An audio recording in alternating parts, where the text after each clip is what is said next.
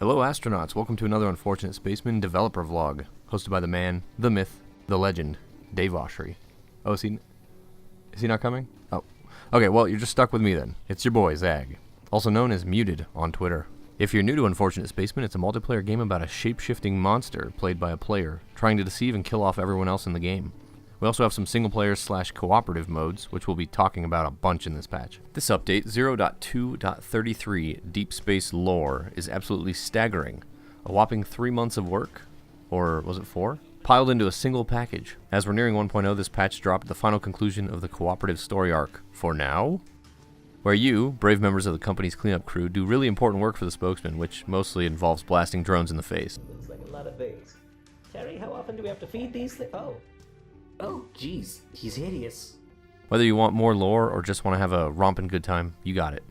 With Nick's help, we churned out Cooperative Mission 3 and 4, playable with up to 6 spacemen, and on multiple difficulties ranging from easy mode recruit all the way up to something the From software developers might call cruel. Drones have received a dozen upgrades, and then a dozen more on top of that. Spitters are now a flying variant, and armored drones, lovingly dubbed chonkers, well, they chonk. Shoot their armor to access their meteor bits. Just watch out, they don't skip leg day. Along with these changes, drones are a bit smarter, less janky in their movements, better optimized for frame rate, and they jib. Shotguns and rockets will turn drones into a meaty soup. Of course, every soup needs a utensil. The rocket has returned to co-op. Along with new visuals for all game modes, the rocket launcher in co-op is a cousin to the shapeshifter variant, which fires only one rocket. This one fires 2, and you don't need to worry about ammo. Just watch out for your buddies and mind the cooldown.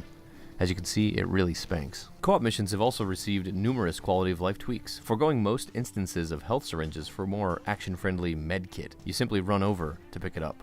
Story locations pop up occasionally throughout play, giving you additional insight into the lore. Cloning tanks to respawn your fallen friends are now automatic, and will continue respawning until everyone has returned to the fray, even your buddy who walked off the edge of the level. You're also better equipped, starting with more guns, such as SMGs, and you'll find a better balance of weaponry throughout the missions, old and new. Co-op in Spacemen has never been better. Let's talk Shapeshifter. That's why you're all here. You know it. I know it. That guy suspiciously close to the power switch knows it. Explosions now have physics impulse. That means when you get hit by explosives, you move. With this change, rockets and grenades and other explosions have been rebalanced some. Boom. Thanks to Connor and his adorable spontaneity, all the weapons now have new and improved third-person hold poses. Pistols are held more like pistols, shotguns like shotguns, stun batons are held like, well, Gary's mod, I guess.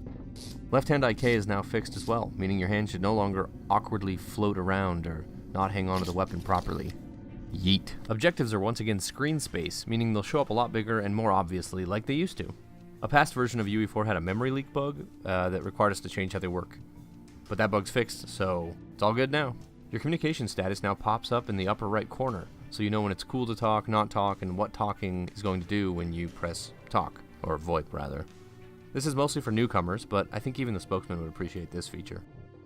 Some small stuff has been smoothed over. For example, teleporters are less disorienting, and most, if not all, bugs with them should be fixed. Swarp. Ghosts can press left mouse button to destroy certain destructible props now, because why not? Noise grenades now have some visual stuff to go along with their boops, bumps, and bangs. Abduction's gravity beam is a lot less jarring for clients. You're welcome, human eyeballs.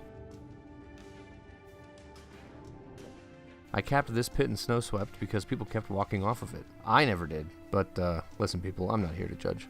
Along with several dozen bugs getting squashed, loads of optimization went into this update. That means frame rate.